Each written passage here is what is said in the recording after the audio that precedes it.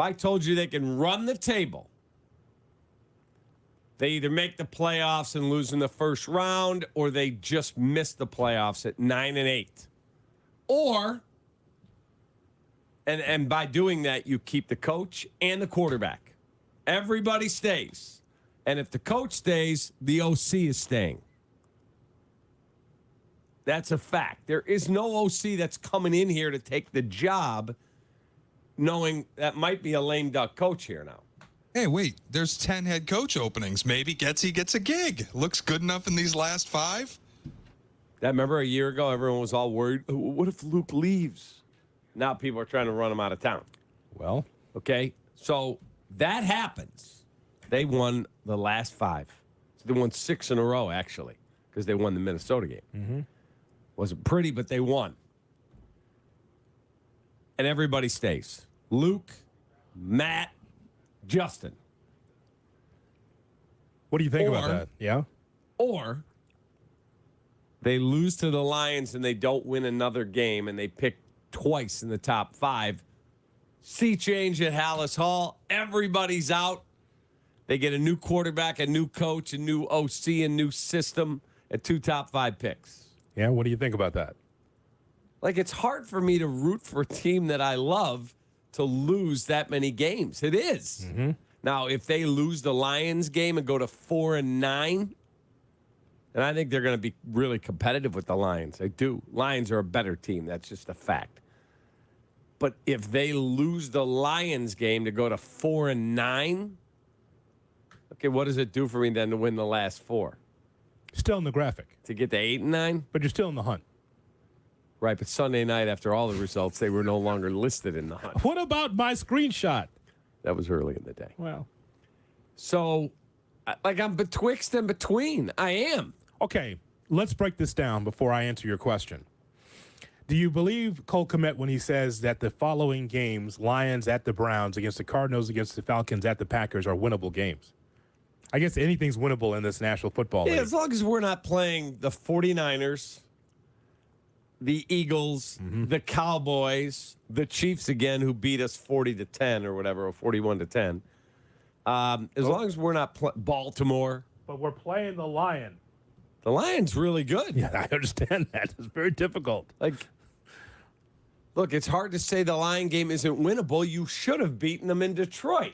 Now, granted, you took the ball away, 5 times? Mm-hmm. You set a record. I think no team ever had a +5 turnover margin and had the lead with 4 minutes left and lost. Yes. It's never happened. I don't think they're winning out. I don't think they're good enough to win out.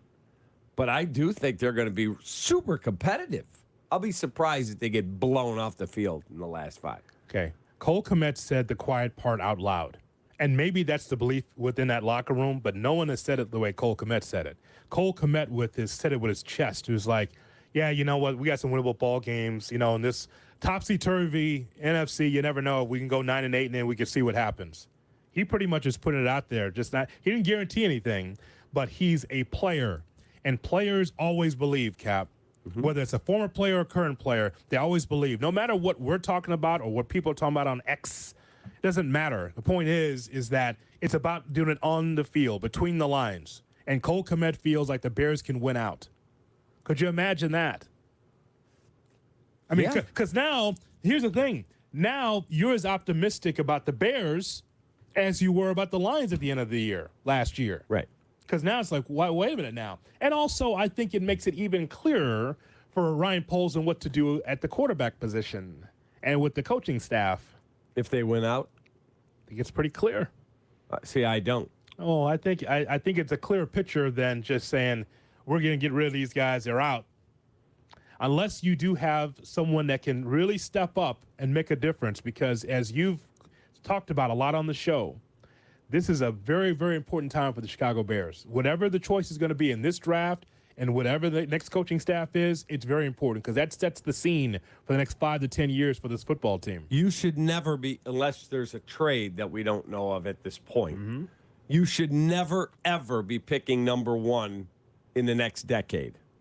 Never again. Not, yeah. Unless you made some unbelievable trade and the pick you got back turns into your pick should not, going forward after this year, be in the top 10. It should not. The roster's gotten a lot better. A lot better.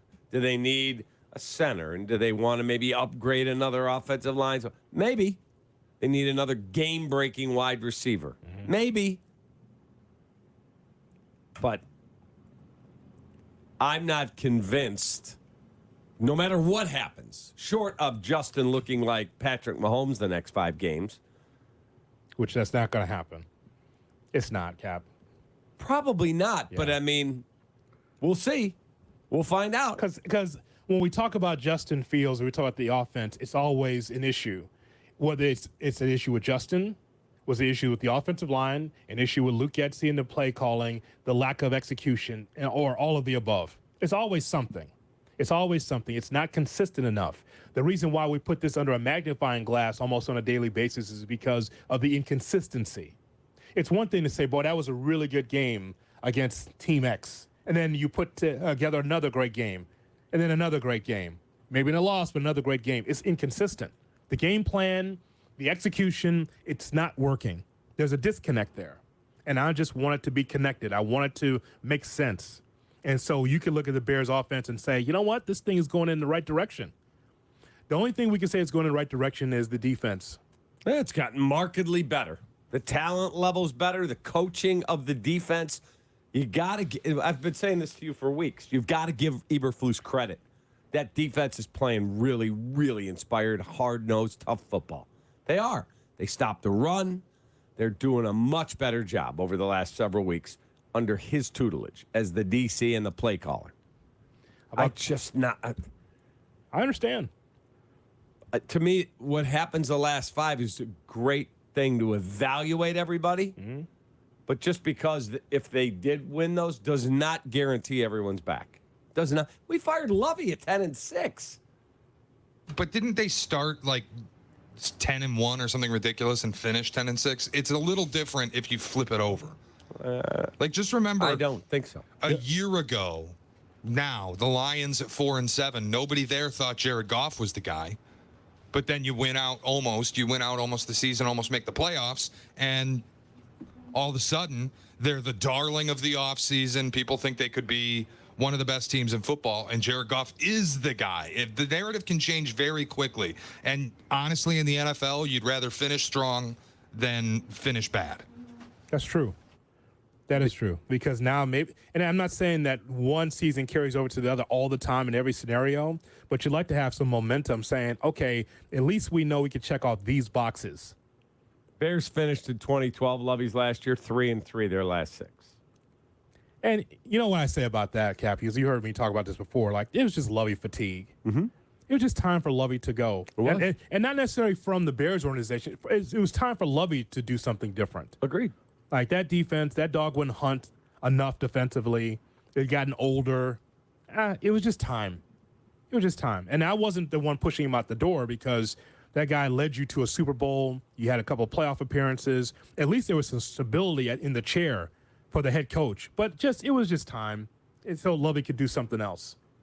So I had no problem with that. So let's go throw out your scenario again, Cap. So the question on the table, and Shay, let's open the phone lines this morning. 312-332-ESPN is our phone number. So what would you rather have as a Bears fan? Think about this. Would you rather for the Bears to win out and finish 9-8 and Eberflus and Fields stay, or lose out and reset the coach and the quarterback? That's what you said, right, Cap? Those are choices. I'm giving you a scenario. Justin plays great football. Bears win. They're 9-8. Whether they make the playoffs or don't, they're 9-8. And like, wow, they won their last 6 in a row because they beat Minnesota. Should have beat Detroit. Could have had 7 in a row if this scenario happens. But that means Eberflus, Getsy, Fields all stay. Or, nope, they scuffle out the rest of the way. And guess what? We get a new quarterback, a new coach, a new OC, a new philosophy.